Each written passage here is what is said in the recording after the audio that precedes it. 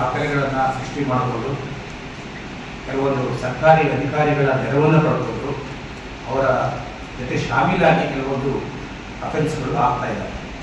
ಅದಕ್ಕೂ ಕೂಡ ಸಂಬಂಧಪಟ್ಟಂಗೆ ಪ್ರಕರಣಗಳು ದಾಖಲಾಗೋದು ತನಿಖೆಲ್ಲ ಗೊತ್ತಿದೆ. ಇದನ್ನು ಹೊರತುಪಡಿಸಿ ಯಾವುದೇ ಅರ್ಜಿಗಳು ಈ ಥರ ಏನು ಸಭೆಗಳು ಮಾಡ್ತೀವಿ, ಈ ಸಭೆಗಳನ್ನು ನಾವು KLA ಆ್ಯಕ್ಟ್ನಲ್ಲಿ ಮಾಡ್ತಾ ಇರೋದು. ಲೋಕಾಯುಕ್ತರ ಸೂಚನೆ ಮೇರೆಗೆ ಈ ಆದೇಶಗಳನ್ನ ನಾವು ಮಾಡಬೇಕಾಗಿದೆ, ಪಾಲನೆ ಮಾಡಬೇಕಾಗಿದೆ.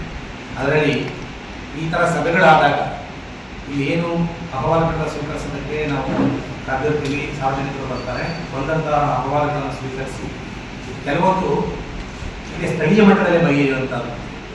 ಕೆಲವೊಂದು ಹೇಳಿದರೆ 2-3 ಡೇಸಲ್ಲಿ ಆಗುತ್ತೆ, ವಿಸಿಟ್ ಮಾಡ್ತೀವಿ, ಒಂದು ವಾರದಲ್ಲಾಗುತ್ತೆ. ಮಾಡ್ತಕ್ಕಂಥ ಮಾಡ್ತೀವಿ ಅಂತ ಆತ್ಮವಿಶ್ವಾಸ ಅಧಿಕಾರಿ ಇರಬೇಕು ಮತ್ತು ಅದನ್ನು ಮಾಡಿ ನಾವು ಕಂಪ್ಲೇಂಟ್ಸ್ ಕೊಡ್ತೀವಿ ಇದ್ದರೆ ಅದನ್ನು ನಾವು ಇಲ್ಲೇ ಅದನ್ನು ಹಸ್ತಾಂತರ ಮಾಡ್ತೀವಿ. ನಮ್ಮಲ್ಲಿ ರೆಕಾರ್ಡ್ ಮಾಡಿಕೊಂಡ್ರೂ ಕೂಡ ಅದನ್ನು ಇಲ್ಲೇ ಹಸ್ತಾಂತರ ಮಾಡಿ ಅದಕ್ಕೆ ಸಂಬಂಧಪಟ್ಟಂತೆ ನೀವು ಅದನ್ನ ಸಮಸ್ಯೆಯನ್ನು ಸಾಲ್ವ್ ಮಾಡಿ ಕಾಂಪ್ಲೇಂಟ್ಸ್ ಕೊಡಬೇಕು ಮತ್ತು ತ್ವರಿತವಾಗಿ ಅವರ ಸಮಸ್ಯೆ ಬಗೆಹರಿಯುತ್ತೆ ಅನ್ನೋ ಕಾರಣಕ್ಕೋಸ್ಕರ ಕೆಲವೊಂದು ಅನ್ಅವಾಯ್ಡಬಲ್ ಸರ್ಕಮ್ಸ್ಟೆನ್ಸಸ್ ಅಂದರೆ ಮಾಡಬೇಕು ಮನಸ್ಸು ಇದ್ದರೂ ಕೂಡ ಅಧಿಕಾರಿಗಳಿಗೆ ಟೆಕ್ನಿಕಲ್ ರೀಸನ್ಸ್ ಇದೆ, ನಿಯಮಾನುಸಾರ ಇಲ್ಲ ಅಂದರೆ ಅವ್ನು ನ್ಯಾಯಯುತವಾಗಿ ಇದ್ದರೂ ಈ ಕಾರಣಕ್ಕೆ ಮಾಡೋಕ್ಕಾಗ್ತಾ ಇಲ್ಲ ಅಂತ ಎಲ್ಲ ನಿಯಮಾಂತದಲ್ಲಿ ಆಗುತ್ತೆ ಅಂತ ಅವ್ನು ಹೇಳೋದು. ಅಂಥ ಸಂದರ್ಭದಲ್ಲಿ ಅವ್ನು ಹಿಂಬಲ ಹಾಕೋದು ಬಹಳ ಮುಖ್ಯ. ಯಾಕೆಂದರೆ ಯಾರೇ ಒಂದು ಕಂಪ್ಲೇಂಟ್ ಕೊಟ್ಟರೆ ಆ ಕಂಪ್ಲೇಂಟ್ ಏನಾಯಿತು ಅಂತ ನೀವು ಮಾತ್ರ ಅಷ್ಟೇ, ನಾವು ಒಂದು ಕಂಪ್ಲೇಂಟ್ ಕೊಟ್ಟರೆ ನನ್ನ ಕಂಪ್ಲೇಂಟ್ ಏನಾಯಿತು ಅಂತ ಕೇಳುವಂಥ ಹಕ್ಕು ಅವನಿಗೆ. ಹಾಗಾಗಿ ಇವತ್ತು ಸಮಾಜದಲ್ಲಿರ್ತಕ್ಕಂಥ ಒಬ್ಬ ಬೆಟ್ಟ ಕಡೆಯ ಶ್ರೀಸಾಮಾನ್ಯರಿಗೂ ಕೂಡ ಸಾಮಾಜಿಕ ನ್ಯಾಯ ಸಿಗಬೇಕು ಅನ್ನೋದೇ ಎಲ್ಲರ ಉದ್ದೇಶ ಆಗಿರೋದು. ನಮ್ಮ ಸರ್ಕಾರ ಶಾಸನಗಳನ್ನ ಮಾಡೋದಿರ್ಬೋದು, ಜನಪ್ರತಿನಿಧಿಗಳಿರ್ಬೋದು, ಸರ್ಕಾರಿ ಅಧಿಕಾರಿಗಳಿರ್ಬೋದು, ಲೋಕಾಯುಕ್ತ ಇರ್ಬೋದು, ಎಲ್ಲರೂ ಕೂಡ ಅಲ್ಟಿಮೇಟ್ ಗೋಲ್ ಏನಂತಂದರೆ ಸಮಾಜ ಸುಸ್ಥಿತಿಯಲ್ಲಿ ಸ್ವಾಸ್ಥ್ಯ ಸಮಾಜವನ್ನು ನಿರ್ಮಾಣ ಮಾಡಬೇಕು ಮತ್ತು ಸಮಾಜದಲ್ಲಿರ್ತಕ್ಕಂಥ ನೊಂದವರು, ಶೋಷಿತರು, ದುರ್ಬಲರು ಏನಿದ್ದಾರೆ ಅವರಿಗೆ ಸಾಮಾಜಿಕ ನ್ಯಾಯ ಲಭ್ಯ ಆಗಬೇಕು. ಯಾರು ಕೂಡ ಸಮಾಜ ಅದರಲ್ಲಿ ಕೂಡ ನಮಗೆ ಆಗ್ತಾ ಇದ್ದಾರೆ, ಅದನ್ನ ದಯವಿಟ್ಟು ಗಮನದಲ್ಲಿ ಇಟ್ಕೊಳ್ಳಿ. ಅದಕ್ಕೋಸ್ಕರ ಪ್ರತಿಯೊಂದು ಅಧಿಕಾರಿಗಳಿಗೂ ಕೂಡ ನಿಮಗೆ ನಿಮ್ಮದೇ ಆದ ಕಚೇರಿ ಕೈಪಿಡಿಗಳಿದ್ದಾವೆ, ಇಲಾಖೆಯಿಂದ ಸುತ್ತೋಲೆಗಳು ಬರ್ತವೆ, ಸರ್ಕಾರಿ ಆದೇಶಗಳು ಬರ್ತವೆ, ಅಪ್ಡೇಟ್ಸ್ ಇರಬೇಕು. ಅವನ್ನೆಲ್ಲ ತಿಳ್ಕೊಂಡು ಅದ್ರ ಪ್ರಕಾರ ಮಾಡ್ತಾ ಹೋಗ್ಬೇಕು. ಆಯಾ ಇಲಾಖೆ ಕೆಲಸ ಎಲ್ಲರೂ ನಿಮ್ಮಲ್ಲಿ ನಿಯಮ ಬಾಹಿರ ಆಯಿತು, ಯಾವುದೋ ವೈಲೇಟ್ ಮಾಡಿದ್ರಿ, ಒಂದು ಡೈವರ್ಟ್ ಮಾಡಿದ್ರಿ ಅಂತ ಆಗುತ್ತೆ. ಅಂತ ಆದಾಗ ಮತ್ತೆ ಅದಕ್ಕೇನು ಕಾರಣ ಕೊಡೋಕ್ಕಾಗೋದಿಲ್ಲ. ಗೊತ್ತಿದ್ದು ಕೂಡ ನಾವೆಲ್ಲ ಮತ್ತು ಬಂದ ನಂತರ ಅದಕ್ಕೆ ನಾವು ಇತಿಮಿತಿಗಳನ್ನ ನಮ್ಮ ಅರ್ಥ ಮಾಡ್ಕೊಂಡು ನಾವು ಕೆಲಸ ಮಾಡಬೇಕು ಅಂತ ಹೇಳಿ ಸರ್ಕಾರಿ ನೌಕರರು ಇದನ್ನ ನಾವು ಅರ್ಥ ಮಾಡ್ಕೊಂಡು ಮಾಡಿದ್ರೆ ಪ್ರಾಬ್ಲಮ್ಸ್ಗಳು, ಆದೇಶಗಳು ಮತ್ತು ಸುತ್ತೋಲೆಗಳು ಅಥವಾ ಯಾವುದೇ ಒಂದು ಬರ್ತವೆ ಪ್ರತಿಯೊಂದರಲ್ಲೂ ಇರೋದ್ರ ಪ್ರಕಾರ ನಮ್ಮ ಸರ್ಕಾರಿ ಕಚೇರಿ ಕೆಲಸ 10 ಗಂಟೆ ಪ್ರಾರಂಭ ಆಗ್ತದೆ, 10 ಗಂಟೆ ಪ್ರಾರಂಭ ಆಗಬೇಕು. ಅದಾದ ನಂತರ ನಾವು ನಮ್ಮ ಜಾಗಗಳಲ್ಲಿ ಕೊಟ್ಟು ಕೆಲಸ ಮಾಡಬೇಕು. ಎಲ್ಲ ಸರ್ಕಾರಿ ಕಚೇರಿಯಲ್ಲಿ ಕೆಲಸದ ಜಾಗ ನಿಗದಿಪಡಿಸಿದ್ದಾರೆ, ಟೇಬಲ್ಲಿದೆ. ನಾನು ಕೆಲಸ ಮಾಡುವಾಗ ನನ್ನ ಗುರುತಿನ ಚೀಟಿ ಹಾಕೋಬೇಕು ಅಂತ ಇದೆ, ಅಲ್ಲಿ ನನ್ನ ಪದನಾಮ ಇರ್ತಕ್ಕಂಥ ಬೋರ್ಡ್ ಇಡಬೇಕು ಅಂತ ಇದೆ. ಕೆಲಸ ಮಾಡುವಾಗ ಸರ್ಕಾರಿ ಆದೇಶ ಇದೆ, ಸೆಕ್ರೆಟರಿ ಅವರು, ಚೀಫ್ ಸೆಕ್ರೆಟರಿ ಇರ್ಬೋದು, ಸರ್ಕಾರ ಆದೇಶ, ನನ್ನ ಆದೇಶ ಬಗ್ಗೆ ಏನು ಹೇಳ್ತಾ ಇಲ್ಲ, ಅದೆಲ್ಲ ಆದೇಶಗಳಿದೆ. ಸಾರ್ವಜನಿಕರು ಏನಾದರೂ ಕಷ್ಟ ಅಂತ ಬಂದರೆ ಕೆಲಸ ಕೇಳ್ಕೊಟ್ಟು ಏನಾದ್ರು ಬಂದರೆ ಕೆಲಸ ಆಗಬೇಕು ಅಂತ ಬಂದರೆ ಅವ್ರಿಗೆ ಕೂತ್ಕೊಳ್ಳೋಕ್ಕೆ ಆಸನ ವ್ಯವಸ್ಥೆ ಮಾಡಬೇಕು ಅಂತ ಇದೆ, ಕೂತ್ಕೊಳ್ಳೋಕೆ ಆಸನ ವ್ಯವಸ್ಥೆ ಮಾಡಬೇಕು.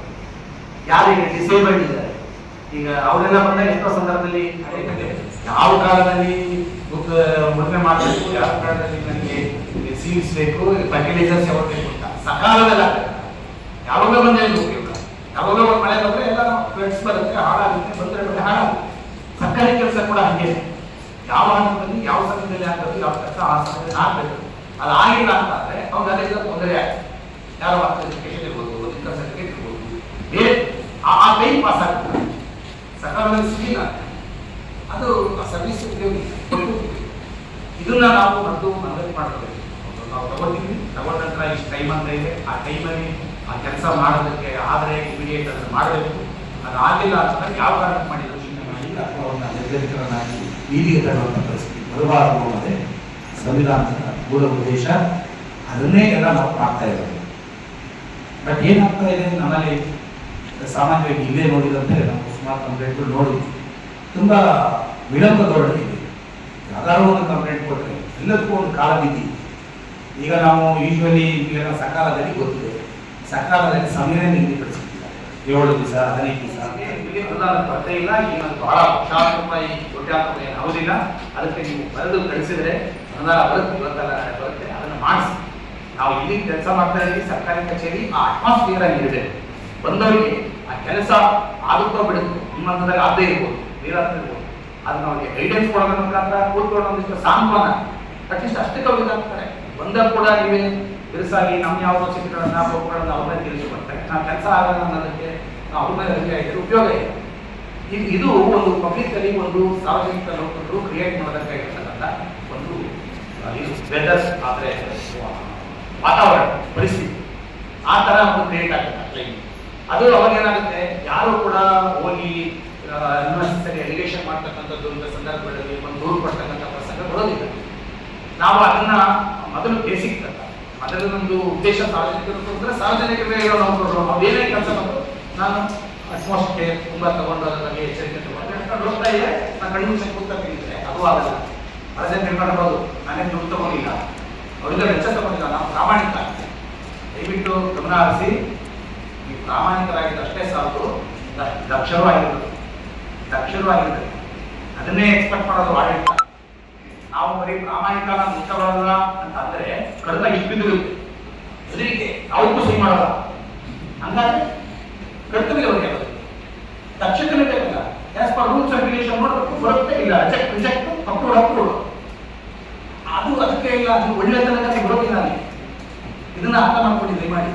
ದಕ್ಷತೆ ಬೇಕು, ಒಟ್ಟು ಸ್ಪೀಡಿ ಡಿಸ್ಪೋಸಲ್ ಆಗಬೇಕು, ಕೆಲಸ ಆಗ್ಬೇಕಲ್ಲ. ನಾವೆಲ್ಲ ಹುದ್ದೆ ತಗೊಂಡಿಲ್ಲ, ನೋಟಿಸ್ ಕೊಡ್ತೀನಿ, ಅದು ನಿಲ್ಲಿಸ್ತಾರೆ ಅಂದ್ರೆ ಆಕ್ಟ್ ಮಾಡಪ್ಪ, ಕೆಲಸ ಮಾಡಿ, ಕೋರ್ಸ್ ತಗೋ, ಸ್ಟಾಪ್ ಮಾಡಿ ಡೆಮಾಲಿಷ್ ಮಾಡಿ. ಈಗ ಎಷ್ಟು ಜನ ನಾವು ಡೆಮಾಲಿಷ್ ಮಾಡಿದ್ವಿ? ಅವರ ಎಕ್ಸಾಂಪಲ್ಸ್ ಇದೆಯಾ? ಕಟ್ಟಿದ ಮೇಲೆ ಸೆಕೆಂಡ್ ಡೇ ಬಿಡ್ತಾರೆ, ಪಾಸಂಗಿ ಬಿಡ್ತಾರೆ, ಇವನು ಅಲ್ಲಿ ನಡೀತಾ ಇರ್ತಾನೆ, ನೋಟಿಸ್ ಕೊಡ್ತೀವಿ. It is not the criteria, it is not the remedy. Notice ಕೊಡೋದಲ್ಲ, ಯಾವ್ದು ಆಕ್ಟ್. ಒಂದ್ಸರಿ ಕೊಟ್ಟ ನಂತರ ಅವನು ಅವಕಾಶ ಕೊಟ್ಟಿದ್ದೀವಿ, ಅವನು ಅಲರ್ಟ್ ಆಗಿಲ್ಲ, ಅವ್ನು ಕೊಡ್ತಾ ಇಲ್ಲ ಅಂತಂದ್ರೆ ನಿಲ್ಬೇಕು ಕಾರ್ಯಾಚರಣೆ. ಇಲ್ಲಿ ಏನಾಗ್ತದೆ, ಸುಮ್ಮನೆ ಯಾರೋ ಹೇಳಿದ್ರು ಅಂತ ಮಾಡಿದ್ರು ಅಂತಂದ್ರೆ ನಾನು ಮೊದಲೇ ಹೇಳಿದ್ದೀನಿ, ಅದು that is your look nobody will come. ಕೆಲವೊಂದು ತುಂಬಾ ಆಸಕ್ತಿ ಇದ್ದ ಪಿಟಿಷನ್ಸ್ಗಳು ಒಂದೇ ವಾರಕ್ಕೆ ಡಿಸ್ಪೋಸ್ ಆಗಂತದ್ದು, ಕೆಲವೊಂದು ಬೇಡ ಅನ್ನೋ ಮಾಡೋ ಇಚ್ಛೆ ಇಲ್ಲ, ಬೇರೆ ನಿಮಗೆ ತಿಳಿದಿರೋ ಕಾರಣಗಳಿಗಾಗಿ ಬೇರೆ ಕಾರಣಗಳಿಗಾಗಿ ಇದ್ರೆ ಅದು 1 ತಿಂಗಳಾದ್ರೂ ಆಗಲ್ಲ, 2 ತಿಂಗಳಾದ್ರೂ ಆಗಲ್ಲ.